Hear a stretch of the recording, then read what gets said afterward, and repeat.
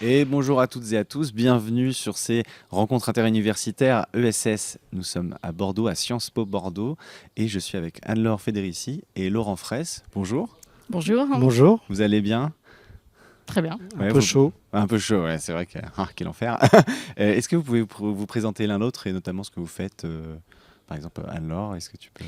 Anne-Laure Fédérici, donc je suis déléguée générale du RTES, qui est le Ok. réseau des collectivités territoriales pour une économie solidaire, qui est un réseau national qui rassemble un peu plus de 180 collectivités aujourd'hui, de différents niveaux, communes, intercommunalités, régions, départements, dont le siège est à Lille, mais D'accord. on a des collectivités adhérentes sur tout le territoire. Et c'est un réseau d'échange de pratiques entre collectivités locales, un réseau de formation pour les élus et pour les agents des collectivités, et puis également un réseau de plaidoyer pour renforcer la place de l'économie sociale et solidaire dans les politiques publiques au niveau local, national et européen. D'accord. Et Laurent Fraisse, toi, est-ce que tu peux te Eh présenter? bien, je suis sociologue, membre associé au CNAM, et je travaille depuis maintenant plus d'une vingtaine d'années sur l'économie sociale et solidaire.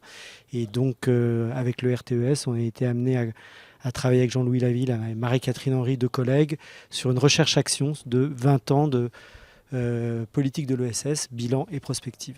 Oui, donc c'est ça, cette conférence que vous avez menée tout à l'heure, avec aussi Stéphane Pfeiffer en autre qu'on a eu tout à l'heure.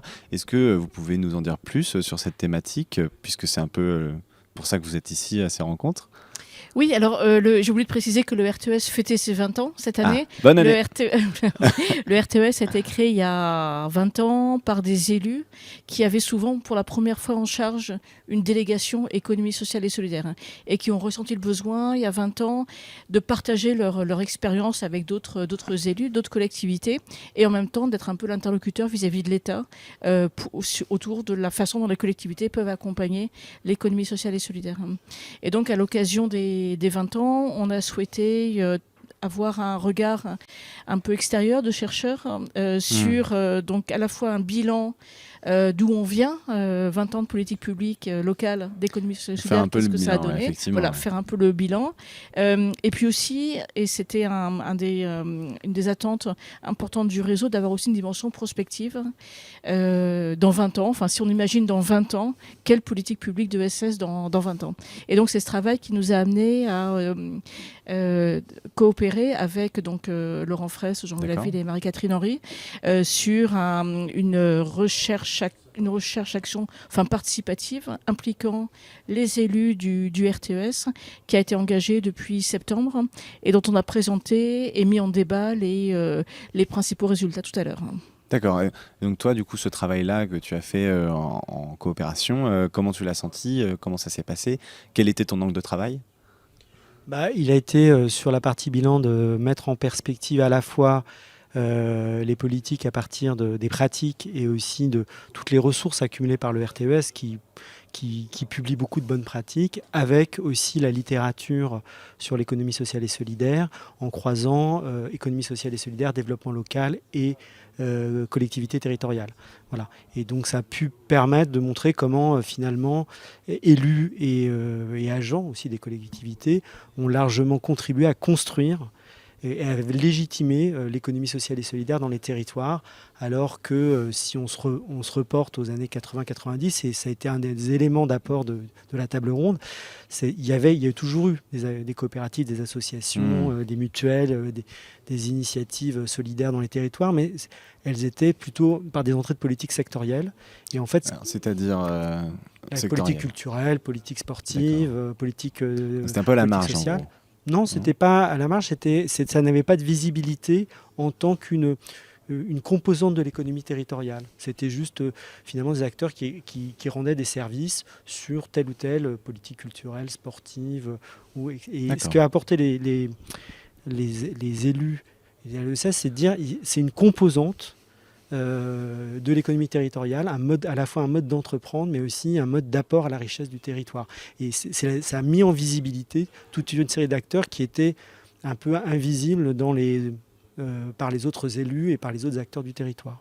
Alors, donc 20 ans de politique publique locale, bilan et perspective. Déjà pour commencer, un peu le bilan sommairement. Comment vous sentez, comment vous avez vu cette différence entre il y a 20 ans et maintenant? Est-ce que vous avez senti une différence? Comment vous pouvez rapidement nous évoquer ça? Alors, enfin, côté RTS, si on donne simplement un chiffre, il y a 20 ans, il y a 4 collectivités qui ont créé le RTES, qui était à la création du RTES. Enfin, assez rapidement, une dizaine. Mais jusque dans les années 2009, il y avait une trentaine de collectivités adhérentes. Aujourd'hui, il y a plus de 180 collectivités locales qui sont adhérentes du RTES et dont une cinquantaine nouveaux adhérents depuis un an. Donc on sent, en tout cas côté du réseau, la prise en compte de plus en plus importante des questions d'économie sociale et solidaire chez les élus. On développe des relations avec les réseaux de collectivités locales comme l'Association des maires de France, la France urbaine qui rassemble les grandes villes, les métropoles, régions de France, les départements de France. Et c'est des sujets qui, il y a quelques années, pouvaient être un peu à la marge, mais qui aujourd'hui intéressent de plus en plus les élus. Une des questions qu'on a, c'est qu'ils ne savent pas forcément par quelle boule prendre, ce que ça recoupe l'économie sociale et solidaire, parce que c'est un champ qui est très, très vaste.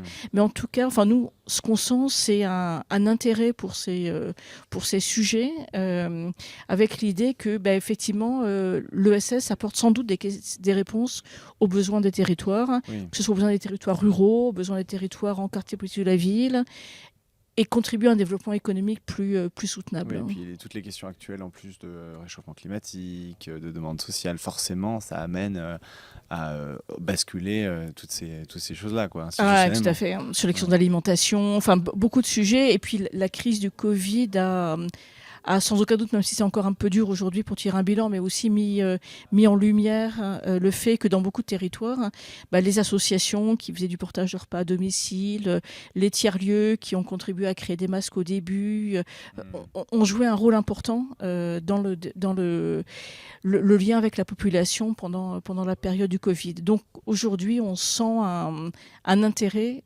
pour les élus sur ces sujets. D'accord. Et donc, bilan, d'accord, c'est à peu près fait. Perspective, alors, comment vous imaginez la suite? Comment vous sentez les choses? Sur les perspectives, on a fait élaborer plusieurs scénarios. Il y a un scénario de la continuité, c'est-à-dire toujours plus de collectivités avec des élus en charge de l'ESS, toujours plus d'initiatives soutenues, accompagnées, toujours des budgets un peu plus importants, peut-être aussi un peu plus d'agents et de techniciens en charge du sujet. Donc ça, c'est un peu un scénario finalement.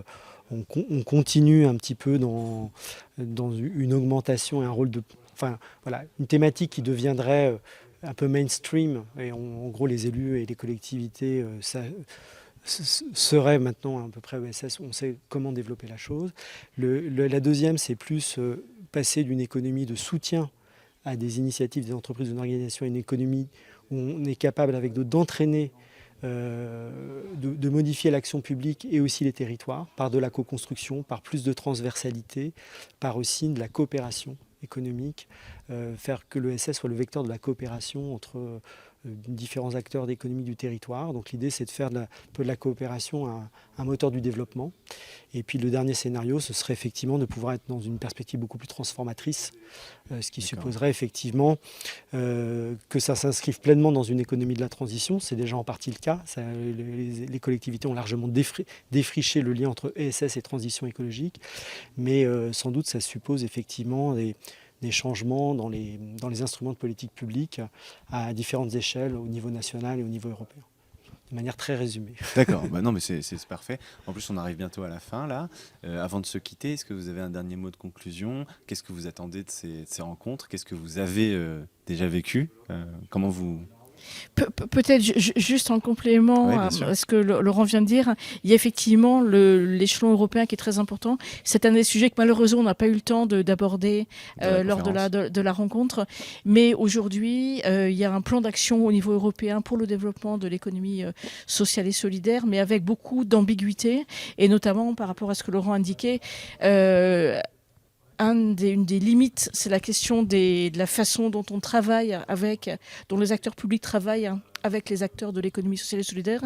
Et aujourd'hui, au niveau européen, on est quand même plutôt sur une logique de compétition, de mise en concurrence. Or, on est convaincu que le développement de l'économie sociale et solidaire implique de passer à d'autres modes de régulation, notamment de modes de coopération plus coopératifs. Et là-dessus, la réglementation européenne et nationale pose des questions. Voilà, donc à la fois un intérêt de l'échelle européenne et en même temps des enjeux au niveau européen à porter cette vision de l'économie sociale et solidaire. C'était bien de préciser, effectivement, il y a toujours ce côté international. Alors du coup, moi, je suis désolé, on va devoir terminer maintenant parce qu'on a dépassé le temps, mais merci beaucoup d'être venu, merci de nous avoir expliqué ça, de nous avoir fait un petit résumé, et puis on espère qu'on se retrouve bientôt à d'autres rencontres, à d'autres forums, et vous aussi, on se retrouve pour d'autres interviews très rapidement. Merci à toutes et tous, et à très vite.